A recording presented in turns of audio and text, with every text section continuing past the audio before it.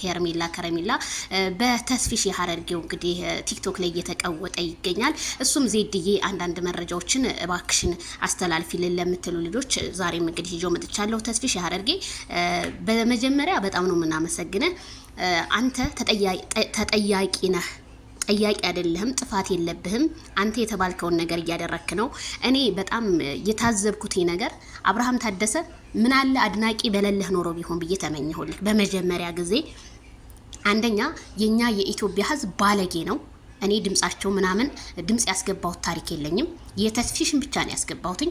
ምክንያቱም የሚመጥን ሰው ስለሆነም ጀግና ሰው ስለሆነም ስለሱ ብቻ ነው ማውራት የምፈልገው።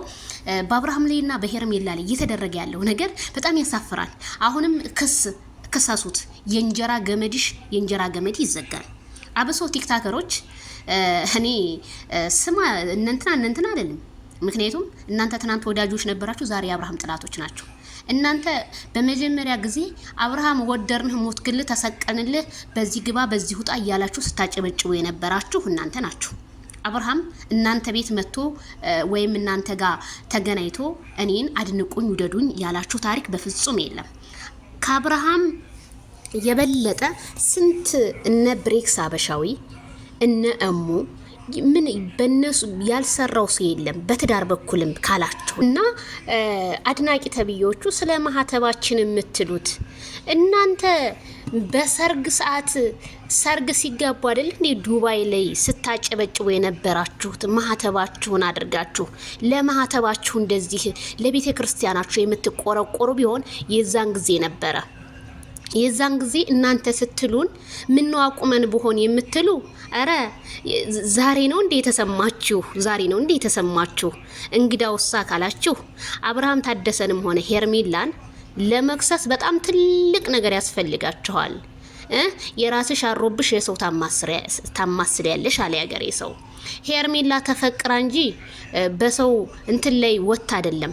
እንደዛ ካላችሁ ሩታም ትከሰሳታለች። ማተኦሶ ማን ይቀራል ማለት ነው። ብዙ ነገር አለ እንደዛ ብዙ የሚያስሄደን። ተስፊሽ የሐረርጌው ይሄን ቻናል የምትሰማው ከሆነ ከሀስከቤና አብርሃም ቪዲዮውን ማየት ትችላለህ። አብርሃም ታደሰ አንድ ቀን ስለ እምነትም ተናግሮ አያውቅም። እነሱ ስላሉ ብቻ በተለያየ መንገዶች እየዞርክ ልትናገር ማንንም አትችልም። በጣም የምወድማ ክብር በጣም የተከበርክ ሰው ነህ። ስለዚህ የማያስወቅስህን ነገር ብትናገር መልካም ነው። እነሱ አውቀሽ ከተደፋሽ ቢረግጡሽም አይክፋሽ።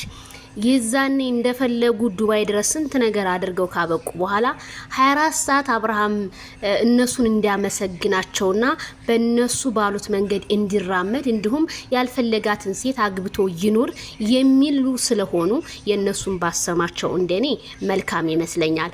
እነሱ በሄዱበት መንገድ ሁሉ አብርሃም ታደሰ መሄድ መናገር አያቅተውም። መሲም አቅርበው ተናግረዋል። እና እንደውኔ አብርሃም የናንተን ሪካርድ ሲሰማ በጣም ነው የሚያፍርባችሁ። እኔም አፍሬባችኋለሁ። በጣም ገርማችሁኛል። መልካም የመቃጠል ዘመን ይሁንልኝ።